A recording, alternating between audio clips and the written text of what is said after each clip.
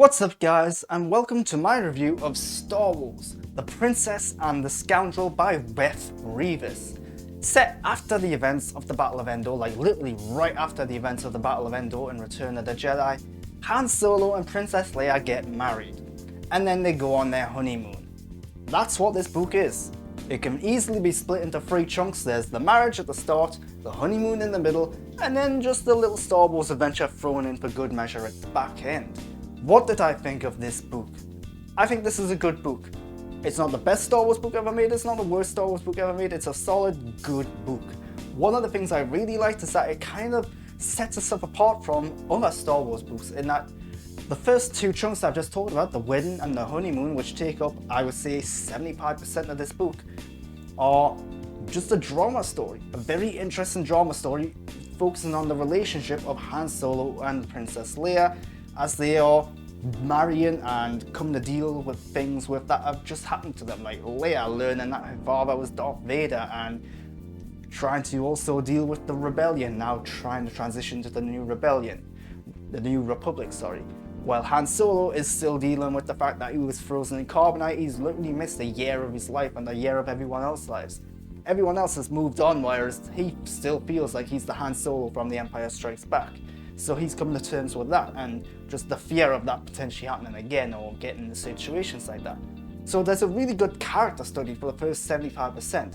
A lot of drama, a lot of exploring the minds and psychologies of these characters, and it's really cool, really interesting. So much so that there's no action at all in the first 75% of the book. No fights, no guns, no blasters, no lightsabers, it's just drama. And that's what I think is really interesting and cool about this book.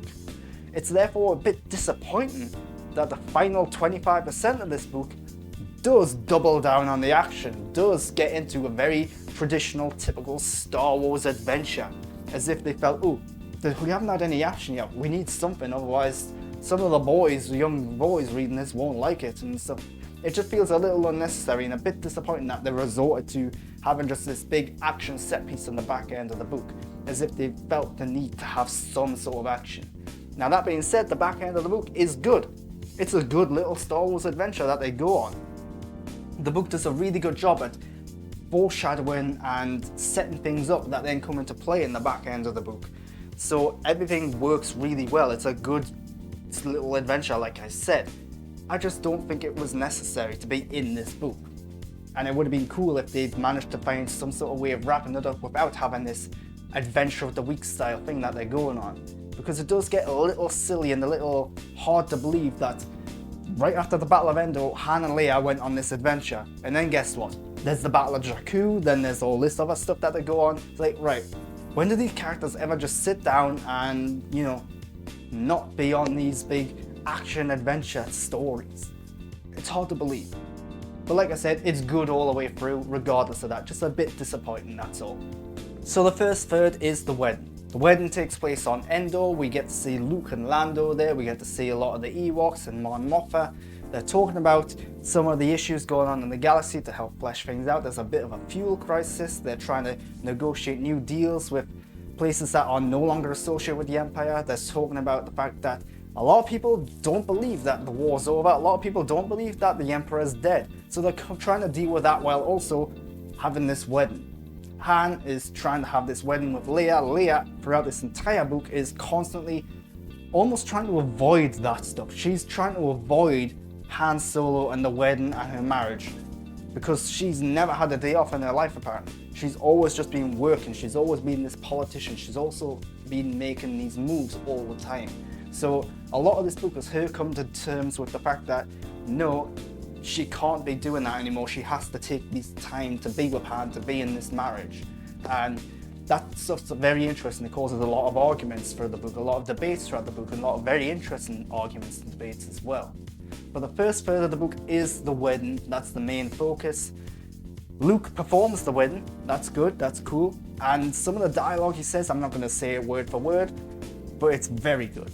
The dialogue he says is very reminiscent and links into the events of The Last Jedi. And one of the best scenes in Star Wars The Last Jedi, regardless of what I think of that film, regardless of what other people might think of the film, I think one of the best scenes in that movie is the scene in which Luke meets Leia and they sit down and it says, "No one's ever really gone." That line now has a huge amount of depth to it now that it didn't have in that movie. Of course, it had huge depth already for various reasons. This book really adds another layer to that and even improves on that already great scene, which is incredible. And that's one of the biggest achievements of this book, I think, is that it does expand on the current canon and lore of Star Wars that we've already got, and in good ways. The second chunk of the book is the honeymoon. It goes to the Halcyon. That's where they're taking their honeymoon for some reason, this cruise ship of space in various ways, I suppose it is. The Halcyon is also the real life, in reality, Star Wars hotel that they're building. And that's going to be set up, and I think it's like $3,000 for a ticket. So in certain regards, it feels a bit iffy because it feels like this book is just trying to sell us on that. It feels like this is a big promotion for the real life thing. And that's a bit, right, did they have to do that? Couldn't they have took their honeymoon somewhere else? Did they have to take it on this cruise ship that's also coming into real life? That, yeah, I don't know, it felt a bit murky and a bit iffy, a little cross promotion there. But it does work. They do a good job of establishing what the Halcyon is, building it out, fleshing it out. It has been featured in various comic books and stuff, so on, already. So we have a good idea of what it looks like. We've even seen real life pictures and images of it so far as well. So we know about the Halcyon already, but the book does a better job, I think, of just establishing what it is in this time period. We get an idea of the crew, the assortment. It used to be owned and operated by the Empire, now it's not. It's a luxury liner in certain regards, so a lot of the people on there are aristocratic and toppy-nosed, and they are not entirely happy that the Empire is gone. The Empire wasn't bad to everyone, it was just bad to the people who it actually didn't like and who it was trying to subjugate and who it was trying to ruin their planets.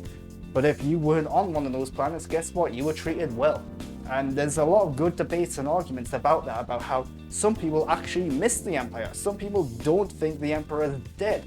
Some people think that the rebels are terrorists and that the rebels are actually ruining the galaxy. The Empire was forming some sort of stability. Whether they're right or wrong is the big thing that they're talking about here. And I think the book does a really good job at just showcasing that argument and the various different viewpoints. Whereas in the films, it's very black and white. The Empire is bad, the rebels are good. So it's always good to see that actually that's not quite the case. And you might think, well, what's happening in this big chunk of the book? Are Han and Leia just hanging around listening to people? Well, sort of. Han goes off, he plays back, he gets to know some of the people on board. There's a whole scenario where maybe one person was planning on doing something to Leia that he didn't like.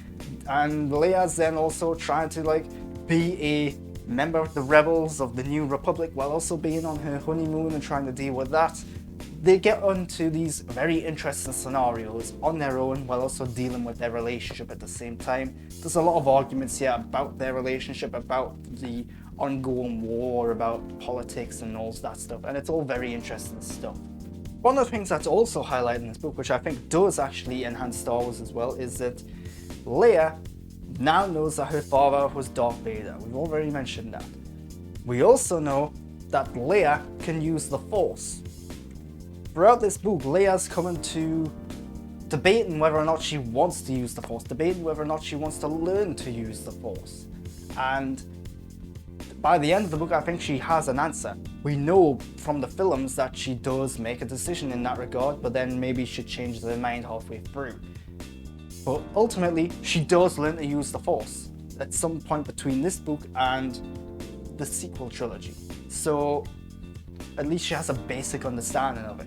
She constantly throughout this book tries to use it and tries to see what the benefits of it could be for her. Because she doesn't want to be a Jedi. She doesn't want to be going around swinging a lightsaber, it doesn't seem. She wants to still be the politician. She wants to be using words more than action. So there are moments throughout this book where she is constantly debating that, and that's another one of the issues that's being argued about and debated about internally by her. And I like how it establishes why she eventually comes to the decision that she comes to. And I think that does enhance what we see in the sequel trilogy a little bit. And it makes it a bit more understanding. It's like, right, that's why she did what she did. So like I said, there is a dive into big action set pieces in the back third of the book. What's going on there? I'm going to be very vague, I don't want to say too much. There is some foreshadowing, there is some hinting at it early on in the book where there's potential that there's something wrong going on over here. And once they get there, it turns out, yes, there is. There is a villain in this book. I'm not going to say who it is. The villain is a character who was featured in one of the comic books, and the villain is kind of throwaway. It just feels like they've put in this random comic book villain just so they've got an established character here, but we barely see them. We don't really spend much time with them at all. In fact, I think we only see them once, maybe twice in the whole book, and yeah, it's very disappointing, very underwhelming. It does feel like this big action set piece, this big action moment towards the back end of the book is just put in there for the sake of having a big action set piece in the book. And like I said, it's good, it's enjoyable, but the fact that we don't see the villain, we don't get to know the villain, and if you haven't read the comic book, you don't get to see or know them even more because they're not established at all to you. In fact, I can barely remember them from the comic book. That's how little of a character they are. But they are there. They do have a distinct look and a distinct personality and a distinct motive, I would say. But otherwise, there's not a lot to say about them, and that's disappointing. And the fact that they introduced so late in the book doesn't help things either. And that's my review of Star Wars: The Princess and the Scoundrel. What I think this book achieves is that it enhances certain things in the sequel trilogy to an extent. I think it also does a really good job at diving into Han and Leia, both on an individual level, but also in terms of their relationship. The fact that they are dealing with their own personal demons and thoughts. Han with his PTSD, Leia with her relationship with Vader. It's very antagonistic, she's not happy about it, and she definitely does not like Darth Vader for the things he's said and done to her.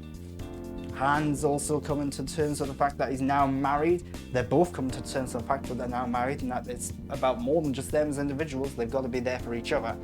But also at the same time, they're still rebels. They're still trying to establish a new republic. There's still a lot going on. The book really does a good job at just getting these points of debate and then arguing them on both sides. That's what really works about this book. The characters are well established, the main characters at least, and yeah, it's a much more dramatic book than an action book. Although the action is there, it's disappointing that it results to action at the end of the day, but it's decent action nonetheless. The locations are cool, the locations are interesting, some of the side characters are cool and interesting. It feels like a really well fleshed out, developed world of characters. And that's the best thing I can say about The Princess and the Scoundrel. It feels like a significant step in the new Star Wars canon. It feels like this is a pivotal moment for these two characters. Maybe not the entire franchise, but for these specific characters, yes. So overall, a good book.